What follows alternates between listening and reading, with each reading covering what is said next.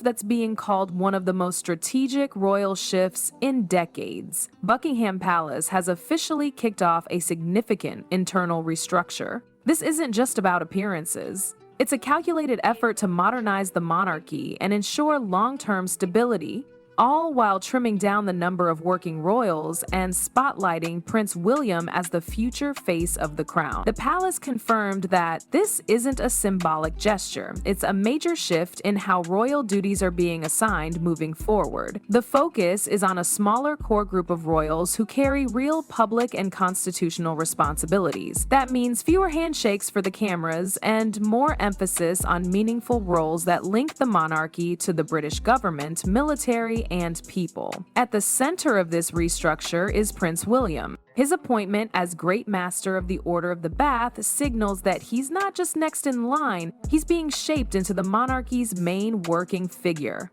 This role wasn't randomly chosen either. It reflects a deliberate push to associate William with leadership, service, and tradition. All key themes the modern monarchy wants to protect as King Charles begins to scale back. As part of this new chapter, there's also a quiet retreat happening. Fewer royal family members will be out front representing the crown, especially those who aren't directly in the line of succession. This fits into King Charles's long-planned vision of a slimmed-down monarchy, where resources, public duties, and ceremonial roles are handled by a focused inner circle: Queen Camilla, Prince William, and Catherine, Princess of Wales. But what exactly triggered this transformation? Let's rewind and look at the ceremony that quietly signaled this new era.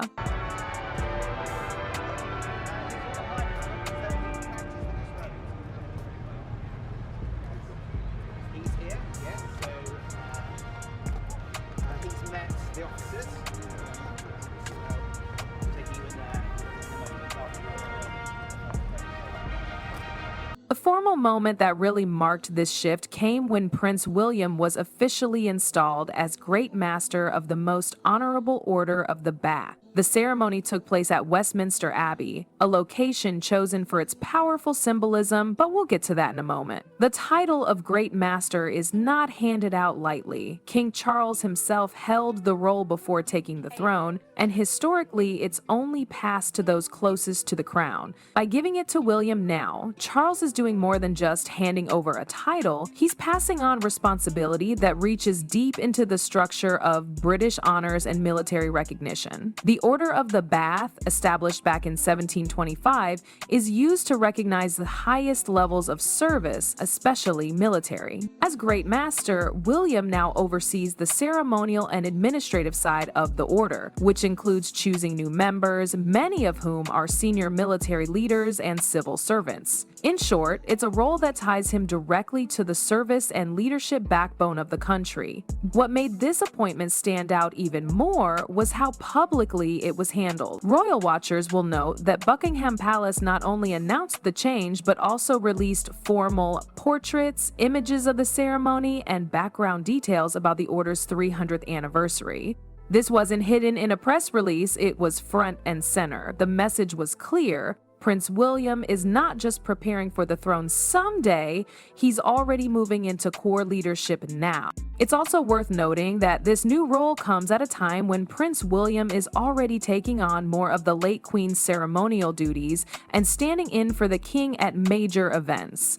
When you zoom out and see the pattern, it's clear the palace isn't waiting until the crown is passed. They're laying the groundwork now, one step at a time. The choice of Westminster Abbey for this appointment wasn't just about tradition, it was about legacy. This is the most sacred royal venue in the country. It's where monarchs are crowned, where they marry, and where they are remembered when they pass. Every time the royal family steps into Westminster Abbey for a formal ceremony, it sends a message that what's happening is part of something bigger, part of a historic chain that connects every monarch from the past to the ones yet to come. That's why Prince William's appointment as Great Master happened there. It signals not just his personal rise, but the continuation of the monarchy itself. Westminster Abbey has hosted every coronation since 1066, including King Charles's just last year. So, when William stood there in his new robes, accepting a role once held by his father and many other prominent royals, it wasn't just about duty. It was a quiet visual handover, echoing centuries of royal history. Even the timing was significant. The ceremony marked the 300th anniversary of the Order of the Bath, an intentional choice to underscore both tradition and transition. It tied the moment to a long-standing royal institution, reminding everyone that even as roles shift and the family streamlines, the crown's foundation remains strong.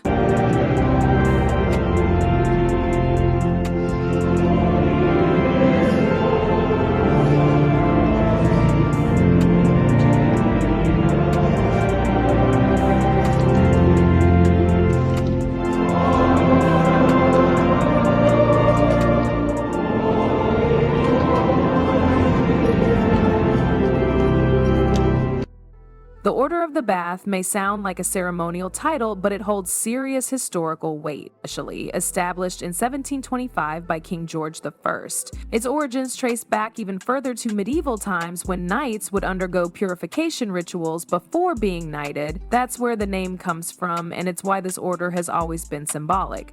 Traditionally, the order recognizes outstanding service, both in the military and civil sectors. It was originally created to reward senior military officers who'd shown loyalty and skill in serving the crown. Over the centuries, it evolved to include distinguished figures in civil service as people whose work shapes the nation behind the scenes.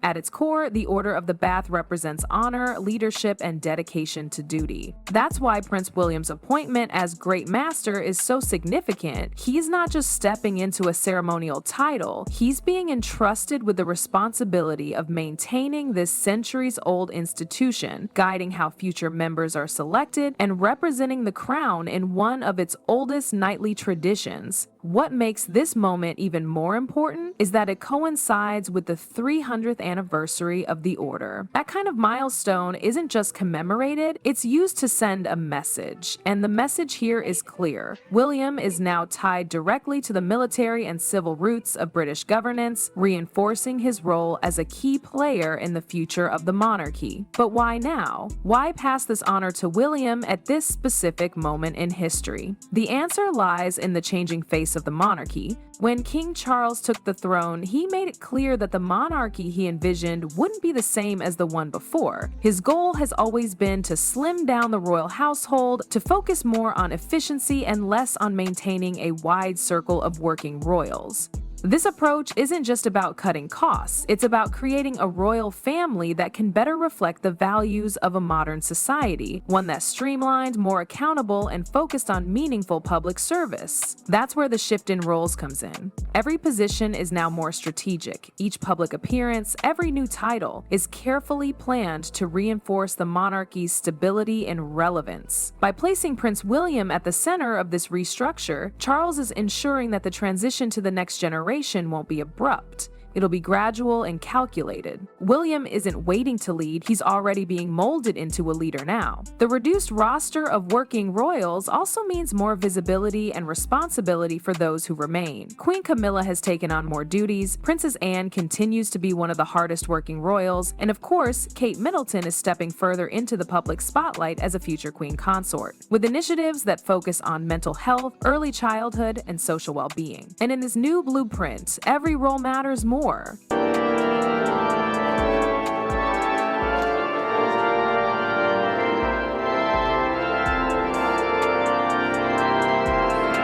As the royal circle tightens, the shifts in power are becoming clearer. Prince William and Princess Kate are gaining more ground, more official titles, more solo engagements, and more visibility in roles that matter. They're not just figureheads, they're being positioned as the core of the monarchy's future. Meanwhile, some other royals are being left behind. Prince Andrew remains firmly out of public duty following the scandal involving his ties to Jeffrey Epstein. He's no longer a working royal, and though he occasionally appears at family events, his public role has been completely removed. Then there's Prince Harry and Meghan Markle.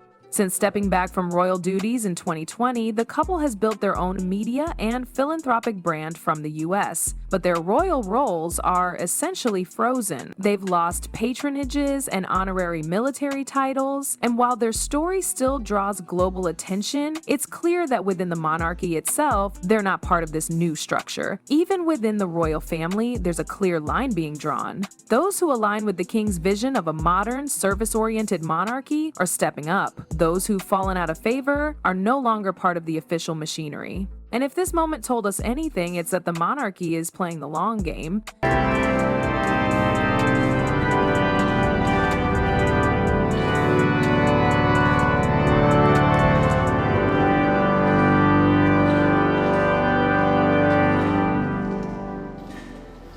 Looking ahead, it's becoming more obvious that the next generation is not only ready, they're being positioned with care and intention. William is taking on more senior roles that align him with the pillars of British heritage, service, symbolism, and tradition. At the same time, Kate is steadily building trust with the public through her work and her approachable presence. Together, they represent a bridge between the old and the new. Their growing involvement isn't accidental. It's a calculated part of King Charles's plan to ensure the monarchy evolves while staying rooted in its values. With fewer working royals, William and Kate will likely take on even more public duties in the coming years. And while we don't know exactly how long Charles will reign, one thing is clear: the groundwork for the next reign is already being laid, piece by piece. The monarchy is adapting, not with loud declarations, but with strategic moves like this one. This restructuring marks more than a role change. It's the monarchy setting the stage for a new era, grounded in tradition but driven by transformation. What do you think of Prince William's growing power and this royal shakeup? Are these changes refreshing or too radical? Let me know in the comments. If you enjoyed this royal breakdown, give it a thumbs up and don't forget to subscribe for more insider updates on the crown.